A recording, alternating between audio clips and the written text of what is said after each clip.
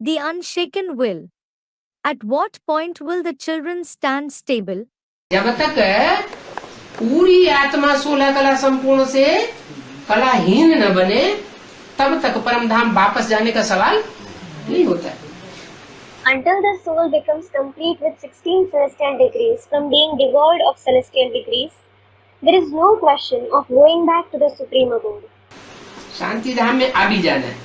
Now you have to go to the abode of peace. अभी को practice कराई जाती है। He makes you practice it now. क्या? What? कि आत्मा शांत स्वरूप में रहने का अनुभव करे। The soul should experience being the embodiment of peace. बल इसी सृष्टि पर रह करके शांति धाम की वासी बन जाए, देवान छूट जाए। Though it becomes the resident of the abode of peace while staying in this world itself, it should leave body consciousness. शरीर और शरीर की कर्मेंद्रियां निश्चल हो जाएंगी। The body and its karmendriya will become motionless. ऐसी याद में हम बच्चे बैठ करके अनुभव करेंगे। You children will sit in such remembrance and experience this. कहाँ? Where? इस 500 करोड़ की दुनिया में। In this world of 5 billion souls. 500 crore की दुनिया में अनुभव करेंगे। Will you experience it in the world of 5 billion souls? यहाँ तो संग का रंग लिखता है। Here you come in the color of others' company. Student, there is Baba with us. या बाबा क्या करेगा? बाबा कोई लगातार संग मिलेगा क्या? What will Baba do? Will you get his company continuously? Student replies. माने इस दुनिया को छोड़ना नहीं है। It means you don't have to leave this world. है? दुनिया भी नहीं छोड़ना चाहते। You don't want to leave the world either. बाबा तो कहते हैं एक शिव बाबा दूसरा न कोई। Baba certainly says one Shiv Baba and no one else. लेकिन दूसरे तो अपना हिसाब किताब लेने आ जाते हैं सामने। However, others come before you to settle their karmic accounts. तो जब तक इस दुनिया का संग का रंग 500-700 करोड़ का लग रहा है, इनके वाइब्रेशन के बीच में जब तक हम हैं, तब तक हम शांति देश का अनुभव नहीं कर सकेंगे। Until you are colored by the company of the 5 to 7 billion souls of this world, until you are amidst their vibrations, you won't be able to experience the country of peace. अंत में जब चारों तरफ से ठुकराए जाएंगे, When you are rejected from everywhere in the end, क्या? what? लौकिक दुनिया भी ठुकराए, संबंधी भी ठुकराए, ब्राह्मणों की बेसिक दुनिया भी ठुकराए। बेसिक ब्राह्मणों की दुनिया में जो दूसरे धर्म से कनेक्टेड आत्माएं हैं, वो एडवांस पार्टी की दूसरे धर्म की आत्माओं से मिल जाए और मिल करके फिर ठुकराए। When the Lokik world, the relatives as well as the basic Brahmin world rejects you, when the souls who are connected to the other religions in the basic Brahmin world collude with the souls belonging to the other religions of the advanced party and reject you, तब क्या होगा?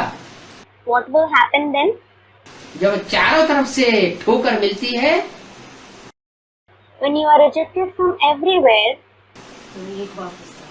संसार ने जब ठुकराया तब द्वार तुम्हारे आया। when the world rejected me, I came at your doorstep. अंत में सब मिलकर के माउंट आबू पहुंचेंगे। Everyone will reach Mount Abu together in the end. बाप के साथ बड़ी बारात जाएगी। A big procession will go with the father. ये दुनिया से मोह ममत्व टूट जाएगा। Your attachment for this world will break. इस दुनिया से जैसे कुछ लेना देना नहीं है। It will be as if you don't have anything to do with this world. फिर एकाग्रता होगी। Then you will be focused. और ऐसी एकाग्रता होगी जो मुरली में बताई है। You will be focused to such an extent which was mentioned in the Murli. कि जिसका पूरा योग लग जाएगा उसके नेत्र एकदम निश्चल हो जाएंगे। The one who has absolute yoga, his eyes will become completely motionless. क्या What? अनुभव भी करते हैं? Do you experience it? अभी भी अनुभव होता है कि नहीं? Do you experience it even now or not? कि जब अच्छा योग लग जाता है, अच्छी याद आती है, तो नेत्र निश्चल हो जाते हैं। When you have yoga nicely, when you remember him well, the eyes become motionless. सिर्फ नेत्रों की ही बात नहीं है, सारी ही कर्मेंद्रियां अचल हो जाएंगी। It isn't just about the eyes. All the karmendriya will become still. चलाए मानी खलास हो जाएगी। Inconstancy will end. तो तुम बच्चों को अब शांति धाम जाना है। So, you children have to go to the abode of peace now. अभी वो प्रैक्टिस की जाती है, Now you practice it. जो प्रैक्टिस तुम्हारी अविनाशी हो जाएगी। The practice which will become imperishable. यहाँ प्रैक्टिस इसलिए कराते हैं क्योंकि तुमको पुरानी दुनिया छोड़नी है। He makes you practice here because you have to leave the old world. बिल्कुल ही प्रैक्टिस नहीं होगी तो ये दुनिया छोड़ने में बहुत तकलीफ आएगी। If you don't have any practice at all, you will find it very difficult to leave this world. फिर तो जोर जबरदस्ती हो गई। It is like using force. जैसे मुसलमान लोग कहते हैं अपना हिंदू धर्म छोड़ो, For example, the Muslims say, abandon your Hindu religion. तलवार उठाते हैं, मुसलमान धर्म अपनाओ। They raise their sword and say, adopt the Muslim religion.